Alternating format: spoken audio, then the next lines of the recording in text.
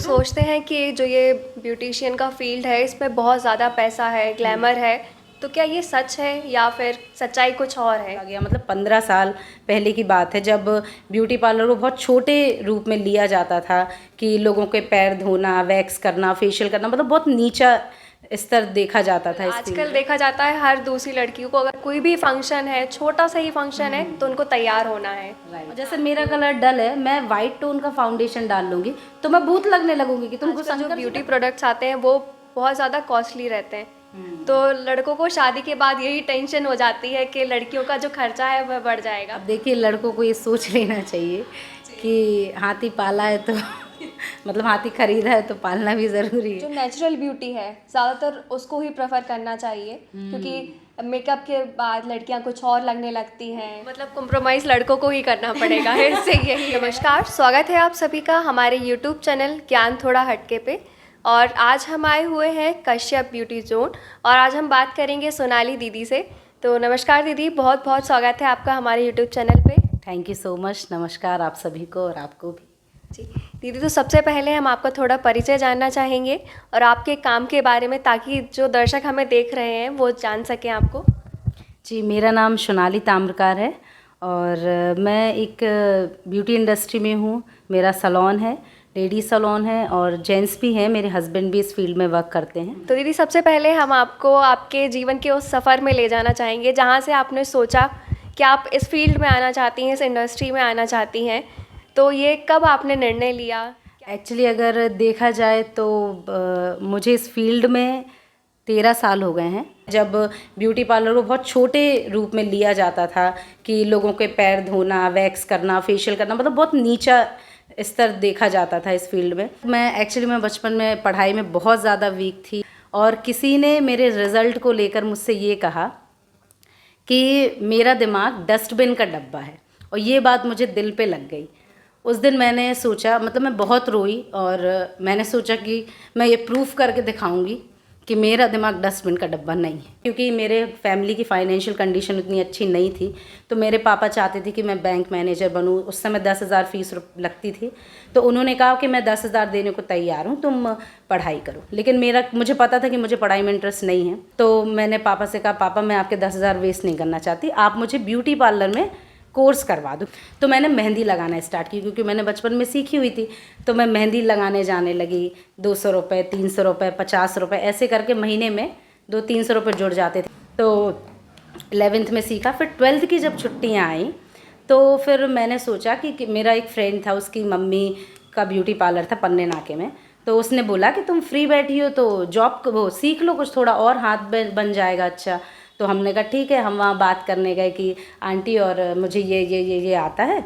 उन्होंने मुझे threading prefer की कि तुम सबसे पहले थ्रेडिंग करो। फर्स्ट थ्रेडिंग मेरी एकदम बहुत ज़्यादा हैवी कट था, बनाना बहुत डिफ़िकल्ट था, लेकिन भगवान की कृपा से मैंने वो थ्रेडिंग इतनी ज़्यादा अच्छी बनाई कि आंटी ने मुझे पेमेंट में रख लिया। मैं एक्सपेक्ट ही नहीं कर गई थी। आप विश्वास नहीं करोगे, आज से 12 साल पहले 300 रुपये सैलरी में मैंने जॉब की आंटी। लेकिन मेरे लिए वो 300 भी बहुत ज़्यादा थे। तो दीदी, जब आप इस ब्यूटी इंडस्ट्री में आई तो उसके लिए आपने बहुत सारे शायद कोर्स किए होंगे, क्योंकि आपको अगर कुछ सीखना है तो सिर्फ एक जगह पे जाके आप सीख लो, उतने से काम नहीं चलता। तो इसके लिए कौन से कोर्स आपने किए या कौन से कोर्स होते हैं इस फील्ड में? एक्चुअली मैं आपको रियलिटी बताऊं तो 12th के बाद, क्योंकि मैंने आपको बताया कि मेरे घर की फाइनेंशियल कंडीशन अच्छी नहीं थी, तो मैंने गवर्नमेंट कोर्स से बेसिक चीज़ें सीखी। जब 2G डाटा चलता था, मतलब एक 15 मिनट की वीडियो देखने के लिए 1.5 घंटे लग जाते थे। तब मैंने उस बफरिंग में वीडियोस देखी हैं, फेशियल कैसे करते हैं, वैक्सिंग कैसे करते हैं, हेयर कटिंग कैसे करते हैं, ये सब चीज़ें, बेसिक चीज़ें मैंने गूगल से सीखी हैं। जब वीडियो ऑपरेट ही नहीं होता था, एक 1.5 घंटे लग जाते थे, तब मैंने उससे सीखी हैं। और फिर उसके बाद जब मैं सीख गई और फिर मेकअप में आई, तब मैं बाहर गई दिल्ली। फिर वहाँ से मैंने शॉर्ट कोर्सेज लिए हैं 2 से 3 दिन के। तो जो ऐसे बहुत सारे लड़कियां होंगी, स्टूडेंट्स होंगे जो देख रहे होंगे हमें, और वो जानना चाहते हैं कि अगर वो इस फील्ड में आना चाहें तो उनको कैसे कोर्स करने चाहिए, क्योंकि अगर वो प्रोफेशनल लेवल पे कुछ आर्टिस्ट बनना चाहते हैं तो वो क्या कोर्स करें, क्या कोई डिग्री होती है, इसके बारे में कोई जानकारी? देखिए, मैं आपको बता दूं, सबसे ज़्यादा मायने रखता है इस फील्ड में आपका इंटरेस्ट। पहले ऐसा होता था, आज से 10-15 साल पहले, कि बिना पढ़े लिखे भी आप बिल्कुल भी पढ़ाई नहीं की हो, आपको इंग्लिश नहीं आती, तो भी आप इस फील्ड में आ जाते थे, आगे चल जाता था। लेकिन आज की डेट में इतना स्टडी करना पड़ता है, मेकअप का, फेशियल का, हर चीज़ इतना ट्रेंड में आ गई है। लोग हर घर लोगों को नॉलेज है। मैं जैसे कि मैंने आपको बताया कि 15 मिनट वाली वीडियो पहले 1.5 घंटे देखनी पड़ती थी, आज तो तुरंत 15 मिनट में या 15 वीडियो देख लो, बिल्कुल। जूम कर करके और फॉरवर्ड कर करके। आजकल इंस्टीट्यूट्स ओपन हो गए हैं, ब्यूटी एकेडमी खुल गई हैं, जहाँ पे 10,000 से लेके 1-1.5 लाख तक के कोर्सेज हैं, जितने बड़े शहर में आप जाओगे। और इसके अलावा गवर्नमेंट कोर्सेज भी हैं क्या? एक्चुअली वही मैं ये कह रही थी कि जैसे अगर सबसे पहले तो आपको ये पता होना चाहिए कि आपका इंटरेस्ट है इस फील्ड में। अगर आपका इंटरेस्ट है तो सबसे पहले आप गवर्नमेंट कोर्सेज ज्वाइन कीजिए, जो बहुत ही कम 1,000, 1,500, 2,000, 2,500, मतलब मैक्स टू मैक्स 5,000 में हो जाते हैं। गवर्नमेंट में आपको बेसिक समझ में आ जाएगा, उतने में ही आपको 1-1.5 महीने में समझ में आ जाएगा कि मेरा इंटरेस्ट है या नहीं है। अगर आपका है तो फिर आप उसमें आगे बढ़ो। 10,000, 15,000, 20,000, 40,000, ये 50,000 तक के भी कोर्सेज़ हैं, आप उसको करो, प्रोफेशनल कोर्स करो।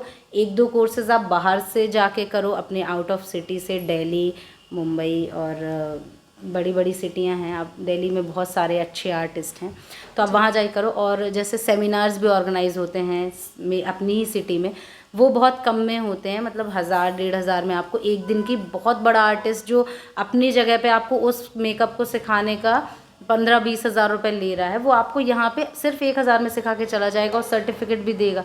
तो आप वो सेमिनार्स ज्वाइन करो, ऐसे आप कोर्स को अपना प्रोफेशनल कर सकते हो, अच्छा कर सकते हो। और बस यही है। दीदी, लोग सोचते हैं कि जो ये ब्यूटिशियन का फील्ड है इसमें बहुत ज़्यादा पैसा है, ग्लैमर है, तो क्या ये सच है या फिर सच्चाई कुछ और है? देखिए, सच तो है लेकिन मेहनत बहुत है। मतलब आप सोचो कि सिर्फ ग्लैमर है, सिर्फ पैसा है, तो ऐसा नहीं है। आज की फील्ड में हर चीज़ में, हर बिजनेस में कंपटीशन हो गया। और ब्यूटी पार्लर तो आप देखोगे कि हर गली में ही खुल रहा हर गली में मतलब खुला है। हर 2 दुकान के बाद एक पार्लर है। आप हमारे पन्ने नाके पे चले जाइए, वो तो हब है ब्यूटी पार्लर का, समझ रहे। तो सारे ब्यूटी पार्लर्स उतने अच्छे नहीं चलते, लेकिन कोई ऐसा भी नहीं किसी का किराया नहीं निकल रहा है ना। तो बढ़िया पैसा है, लेकिन उसके पीछे मेहनत है। मतलब आपको आगे बढ़ना है, सबसे ज़्यादा हटके काम करना है, सबसे अलग काम करना है, तो उसके लिए आपको मेहनत करनी पड़ेगी। कहते हैं कि चमत्कार को ही नमस्कार है, समझ रहे। जो दिखता है वही बिकता है। अगर आप दिखाओगे नहीं लोगों को कि आप काम कर रहे हो, तो कोई नहीं मानेगा कि आप काम कर रहे हो। बंद कमरे में आप खूब मेहनत करते रहो, ठीक है। और मेहनत अगर आप कर रहे हो तो वो आपके काम में दिखाई देती है कि आप मेहनत कर रहे हो, आपने काम किया, तो आपके पास काम भी आता है। तो है, लेकिन मेहनत। कभी ऐसा हुआ हो आपकी लाइफ में, क्योंकि हमेशा अच्छे क्लाइंट नहीं आते, बिल्कुल बिल्कुल। कभी ना कभी कुछ ऐसे लोग आए हुए होंगे जिन्होंने शिकायत की होगी, कोई ऐसा मोमेंट जो आपको याद हो? बिल्कुल ऐसा एक मोमेंट हुआ था। एक दीदी थी, तो उन्होंने मुझसे इंगेजमेंट मेकअप कराया। मतलब उससे पहले उन्हें बहुत सारे मेरे मेकअप्स देखे थे, उन्हें बहुत अच्छे लगे, तो उन्होंने इंगेजमेंट मेकअप कराया। और वो मेकअप के बीच बीच में, अरे सोनाली ये डार्क हो रहा है, अरे सोनाली ये ज़्यादा हो गया, नहीं तुम इसको कम करो, कम करो। तो क्या हुआ कि जब वो बोलती जा रही थी, मैं उनके हिसाब से करती जा रही थी, करती गई, कर दिया।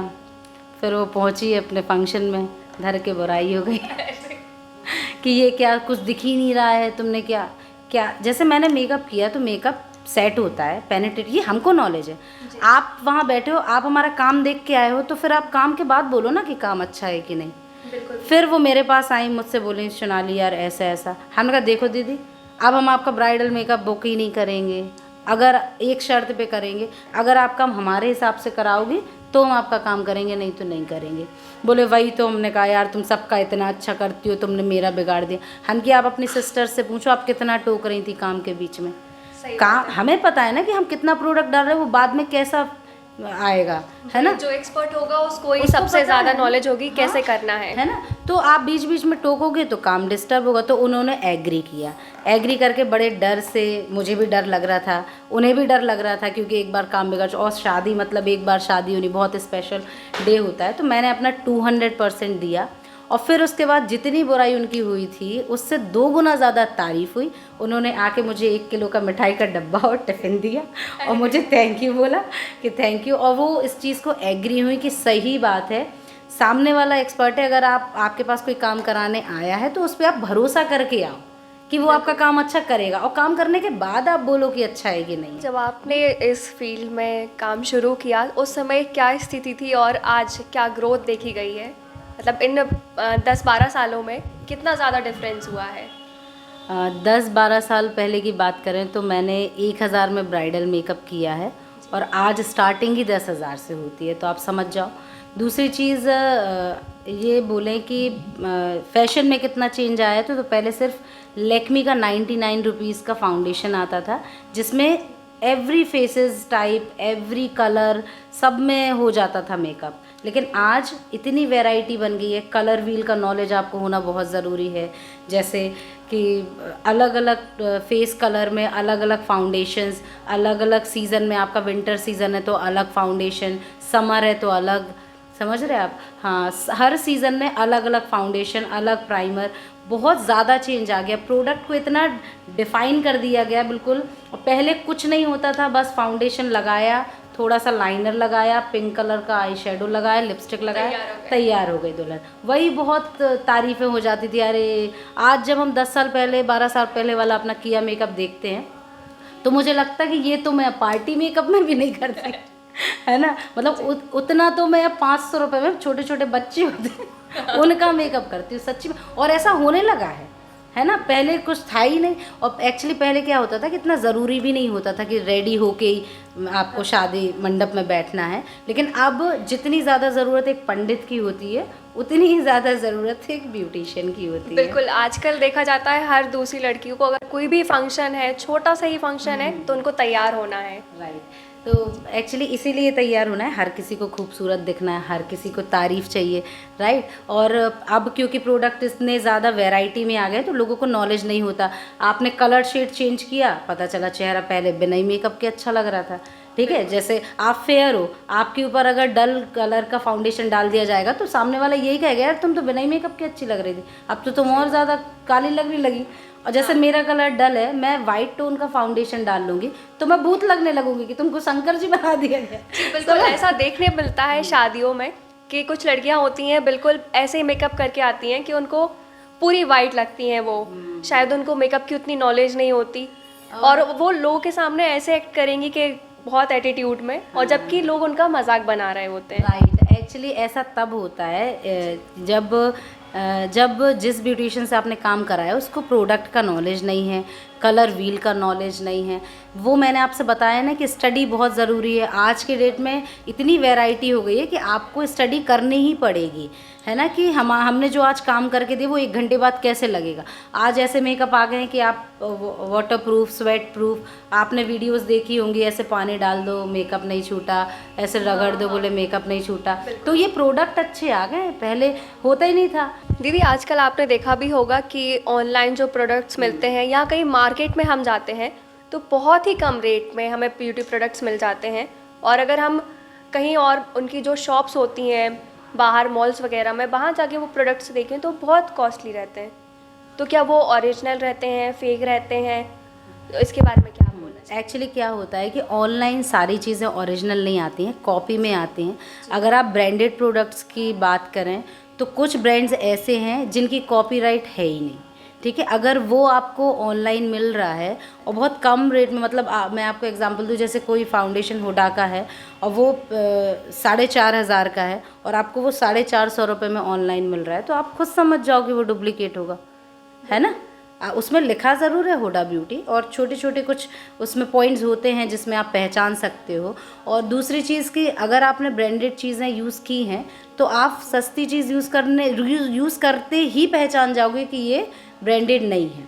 बिल्कुल, उनके साथ में साइड इफ़ेक्ट्स भी होते होंगे। बिल्कुल तो होते लोग हैं। इससे कैसे अवेयर रहें दीदी इस पर? मेरा तो यही कहना है कि अगर आपको अच्छे प्रोडक्ट्स यूज़ करने हैं तो आप अच्छे स्टोर में जाके सामने से लो, ताकि अगर कोई प्रॉब्लम आती है तो आप उसको क्लेम कर सको कि आपने मुझे एक ऐसा प्रोडक्ट दे दिया, इतनी बड़ी शॉप है आपकी, है ना, क्योंकि वो ऑथराइज्ड होते हैं उस चीज़ के।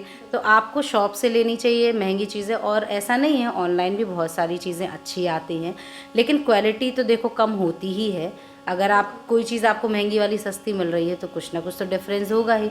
तो आप चीज़ें लो, डेकोरेशन का ले लो, लेकिन स्किन के साथ खिलवाड़ नहीं करना चाहिए। आपने कोई फेशियल किट ली, आप हमारे पास आके करवाओगे, जैसे बहुत सारे क्लाइंट होते हैं कि फेशियल में है ही क्या, मैं तो घर पे कर लूँगी। प्रोडक्ट बस लेने से कुछ नहीं होता, प्रोडक्ट को कैसे यूज़ करना है वो भी आपको आना चाहिए, है ना, नहीं तो सारे ब्यूटी पार्लर ठप हो जाएं, सब लोग घर पे ही करने लगे। आजकल जो ब्यूटी प्रोडक्ट्स आते हैं वो बहुत ज़्यादा कॉस्टली रहते हैं, तो लड़कों को शादी के बाद यही टेंशन हो जाती है कि लड़कियों का जो खर्चा है वह बढ़ जाएगा। तो इस बारे में आप क्या कहना चाहेंगे, क्योंकि लड़कियों को आदत होती है, उनको जाना है, तैयार होना है, टिप टॉप से रहना है। बिल्कुल बिल्कुल। तो ये चीज़ें जो इतनी महंगी हैं, और यहाँ तक कि जो सर्विसेज रहती हैं हाँ। वो भी काफ़ी महंगी रहती हैं, तो लड़कों की टेंशन कैसे कम करें? अब देखिए, लड़कों को ये सोच लेना चाहिए कि हाथी पाला है तो मतलब हाथी खरीदा है तो पालना भी ज़रूरी है, खर्चे भी महंगे होंगे। ऐसा नहीं है, सभी लड़कियां शौकीन होती हैं, कुछ शौकीन होती हैं, कुछ कोई कोई तो ऐसी होती है कि हस्बैंड्स या उसके ससुराल वाले ये कहते हैं कि बहन को लिपस्टिक लगा लो, लाइनर ब्लशर लगा के रहा करो। और कोई लड़कियां, कुछ लड़कियां इतना ज़्यादा मेकअप करती हैं कि उनके घर वाले परेशान रहते हैं, जब देखो तब सजी ही रहती है ना। तो मतलब कहने का ये है कि जिनको शौक़ है, हस्बैंड्स को ये सोचना चाहिए कि अगर आपकी वाइफ को शौक़ है सजने संवरने का तो एक बार खर्चा कर दो। हम लोगों का एक फाउंडेशन अगर 1500-2000 का आ रहा है तो हम लोग 25-30 लोगों पे कर लेते हैं। लड़कियों को, आपकी वाइफ को मेकअप ही कितना करना है, शादी में आपको वैसे ही सीजनल आपको आना है एक तो, ठीक है, फिर उसके बाद आपको 10 शादियों में ले जाना है बस मुश्किल से, ठीक है, साल में 20 शादी कर लेंगे, चले जाएंगे, कितना ही प्रोडक्ट लग जाएगा। साल भर में अगर आपने 5000 का प्रोडक्ट अपनी वाइफ को दिला दिया तो उसमें क्या दिक्कत है, जेंट्सों के भी तो खर्चे होते हैं। मतलब कॉम्प्रोमाइज़ लड़कों को ही करना पड़ेगा, इससे यही है। जैसे आपने मीम्स रील्स वगैरह देखी होगी, भगवान बनाता है, अच्छा इसको चाय पीना अच्छा लगता है, इसको चाय पीना नहीं अच्छा लगता, जोड़ी बना दो, ठीक है, इसको मेकअप करना अच्छा लगता है, इसको बिल्कुल मेकअप पसंद नहीं है, जोड़ी बना दो। तो जब पता है कि भगवान ऐसे कर रहा है तो फिर आप एडजस्ट करो, शादी की है, ज़िंदगी भर निभानी पड़ेगी। जो अगर मेरा ये मानना है कि अगर एक हस्बैंड अपनी वाइफ में ही उसकी खुशी ढूंढने लगे, एक वाइफ अपने हस्बैंड में ही उसकी खुशी ढूंढने लगे, तो रिलेशन कभी टूटे ही नहीं, यहाँ वहाँ किसी का मन ही ना भटके। किन लोगों ने आपको सपोर्ट किया है, क्योंकि जब एक व्यक्ति सफल होता है तो सिर्फ उसकी मेहनत नहीं होती, उसके पीछे बहुत सारे लोगों का मार्गदर्शन, बहुत सारे लोगों की प्रार्थनाएं, बहुत सारी चीज़ें होती हैं। तो कौन कौन से लोग थे जिन्होंने आपको बहुत सपोर्ट किया? देखिए, सबसे पहले तो मेरी फैमिली, मेरे मम्मी, मेरे पापा, मेरा छोटा भाई, मेरा बड़ा भाई, और अभी जहाँ मैं हूँ उस अभी रिसेंट में जो मैं हूँ, मेरी शादी को 5 साल हो गए हैं, तो उस सफलता के पीछे मेरा पूरा हाथ मेरे हस्बैंड का है। मैं बताऊँ, आपने सुना होगा छतरपुर में रूपश्री ब्यूटी पार्लर, वो मेरी सगी चाची सास हैं। तो क्योंकि ससुराल में शुरू से उनका 40 साल पुराना पार्लर, छतरपुर में मतलब शुरुआत ही मेरी मौसी की वजह से हुई। इधर पे कोई ब्यूटी पार्लर नहीं जानता था उस समय, मौसी घर घर जाके मेकअप करती थी। उस समय मतलब बहुत ज़्यादा छोटा माना जाता था, 1 रुपये 2 रुपये में थ्रेडिंग की है उन्होंने। तो मैं उनसे बहुत ज़्यादा इंस्पायर रही हूँ, और आज मैं जहाँ हूँ उनकी वजह से भी हूँ। उन्हें नहीं पता कि मैं शादी के पहले उनसे भी इंस्पायर हुई। मैं कई बार चुपके से उनके पार्लर गई और मैंने उनका काम देखा, वो मैंने सीखा, क्योंकि मुझे नोटिस करने की आदत थी। तो वो भी कहीं ना कहीं मेरी सक्सेस का एक हिस्सा है। और ससुराल वालों ने बहुत सपोर्ट किया मुझे इधर तक आने में, क्योंकि अक्सर लड़कियां सीख तो लेती हैं शादी के पहले, लेकिन शादी के बाद उनको घर पे बिठा दिया जाता है या बोल दिया जाता है क्या ही ज़रूरत है। तो सास ससुर का सपोर्ट, आज मेरा 3 साल का बच्चा है, अगर मेरी सास मेरे बच्चे को ना संभाले तो मैं काम ही ना कर पाऊँ। लोगों का सपोर्ट ही नहीं होता, सास नहीं सपोर्ट कर रही हैं, ससुर जी ताने दे रहे हैं, या मतलब हस्बैंड ही बोल रहा नहीं घर पे रहो या टाइम से। मैं बताऊं, टच वुड, मुझे मेरी मायके की फैमिली टॉप मिली, मुझे मेरे ससुराल की फैमिली टॉप क्लास मिली, मुझे मेरा हस्बैंड बहुत अच्छा मिला। दीदी, आजकल देखा जाता है ऐसे बहुत सारे लोग होंगे कि जो ब्यूटी पार्लर या इन ब्यूटी प्रोडक्ट्स के अगेंस्ट रहते हैं, उनको लगता है कि जो जैसे शादियों में मेकअप होता है उसमें लड़कियों को कुछ का कुछ बना दिया जाता है। इस वजह से क्योंकि नेचुरल ब्यूटी जो होती है लोग ज़्यादातर वही प्रेफर करते हैं। तो इस बारे में आप क्या कहना चाहेंगे उन लोगों के बारे में जो इसके खिलाफ रहते हैं? देखिए, सबसे पहले तो मैं ये बताना चाहूँगी, खूबसूरती वो है जिसे बार बार देखने का मन करे, राइट? जी। भगवान ने सबको सब कुछ दिया, नाक कान मुंह, लेकिन कभी कभी थोड़ा सा परफेक्शन नहीं होता है। तो मेकअप का मतलब है सिर्फ उन चीज़ों को परफेक्ट करना, ना कि लीपा पोती कर देना। हमारे, आप समझ रहे हैं, हमारे इंडिया में कम से कम 7 कलर्स 5 कलर्स होते हैं, wheatish, dark wheatish, fair skin, dull skin, तो सबके नाक कान होते हैं ना।